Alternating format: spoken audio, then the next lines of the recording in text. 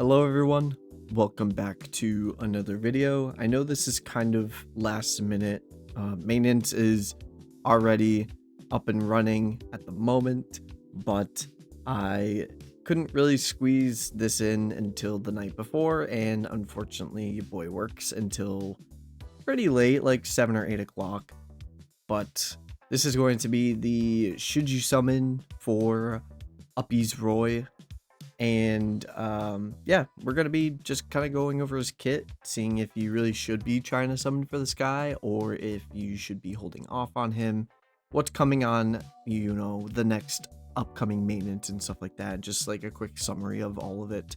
But the featured unit coming out tomorrow, Holy Knight Roy, or what Global calls them, Ultimate Paladin Roy, or what I like to call him Upy Roy, so we're just going to be calling him Upy Roy for now on. But Upy Roy is a water human. He has a 6-star, up to 6-star physical slot, a 5-star defense slot, and then a 4-star heal slot that can be turned into a 4-star support slot. His skill has a 12-second cooldown at 3000% water damage physical. He heals his own status ailment except for faint, paralysis, seal, and freeze.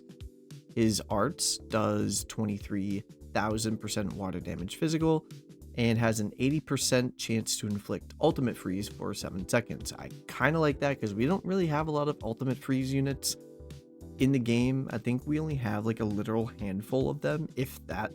And I kind of like ultimate freeze. I like its mechanic, and I might be trying to use some more of those in future videos showcasing some units or some different mechanics. But anyways, his true arts does 60% or 60,000% water damage physical, and then for 30 seconds increases water allies break power by 100%.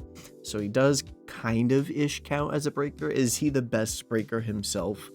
No, not really, but his Phantom Bullet, however, does have some pretty high break at 8,000. And speaking of his Phantom Bullet can be activated instead of super arts, and it deals 250,000% water damage physical for 100 seconds, reduces enemies' physical resistance by 120%.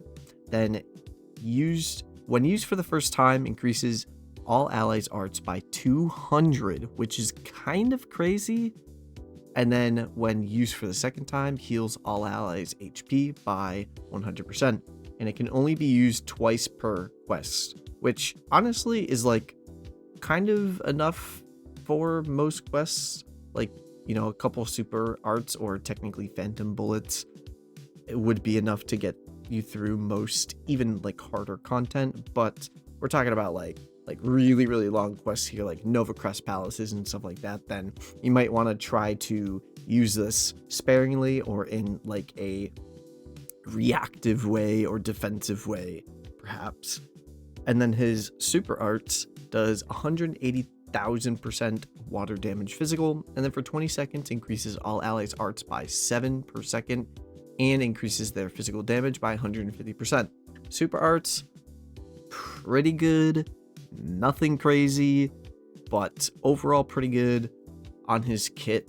I think as a whole, like, nothing crazy, but overall I think is just kind of a really solid kit. He's probably one of the best well-rounded kits that I've seen on a what do you call it, ascended unit in a pretty long time. Like, usually ascended units have like some form of like pinpoint, like it does this the best or it does that the best, or there's something crazy about him. I think the only thing crazy about Phantom Knight Roy, or like Holy Knight Roy, whatever, is his Phantom Bullet being at 250,000% water damage, which is kind of crazy, and then increases the 200 arts, and then also increases all allies HP by 100%, which is pretty cool. But yeah, his passives, when he is the leader at the start of the quest, increases all allies' physical resistance by 50% for 30 seconds and does not stack with abilities of the same name. Then, when above 80% HP, increases his own arts by 4 per second. Would have really liked to see that as just like a flat increase own arts by 4 a second, because 4 a second, to be honest, is not a lot of arts, and he doesn't really have any like what I like to call startup arts built into his kit. Like his skills doesn't give him arts, his art gauge doesn't give him arts, like his like arts doesn't give him arts. So I think like having him above 80% being like the requirement. I mean, most of the time nowadays, like between Beta or Shiro, you can kind of get away with him always being at above 80% HP, but still, it's just kind of like an unneeded restriction in my opinion. But his last passive is he increases his own paralysis res by 80%. Would have liked that to see 100% on that. I mean, I like the 80%, but would have liked to see 100% on that. I just think 80% is a little silly. Like, make it either lower or just go all the way with it, in my opinion. But I don't know. Maybe I'm speaking out the arse here. But yeah, that's Upy Roy in a nutshell. My short answer on should you summon on him or not, I think I have mixed feelings, because I saw him on releasing JP, and I personally looked at his kit back then, and I wasn't really like wowed by it, but I also wasn't disappointed by it either. I just kind of was like, you know, if I happen to get this unit, really cool. I think the only driving motivation for me is because he's a story unit, and I always love getting ascended story unit in the game, because I don't know, I just think like, you know, having, you know, your favorite characters throughout the story become like ascended badasses, basically, that can like, you know, nuke a freaking boss in like 0.2 seconds, cough cough, or he'll fed, or things like that, I think is really cool. So I think the only thing for me like wanting to get him is because he is a story unit. So, and he's one of the originals too. He's like OG. He is Roy. So that's like another motivating factor. In terms of his kit, I think everyone should at least be putting one summon into this. Free-to-play players, put one summon into this and kind of be done with it. If you have pity, some other people might say, pity him, pity him, pity him. But if you have pity, I don't know. It just sucks that he doesn't have like his own specific banner, is what I really struggle with here. So I don't know. I think I leave pitying up to you if you want free-to-play players. And then Wales, obviously, check everything you have at this guy. I mean, he is on every JP team for a reason.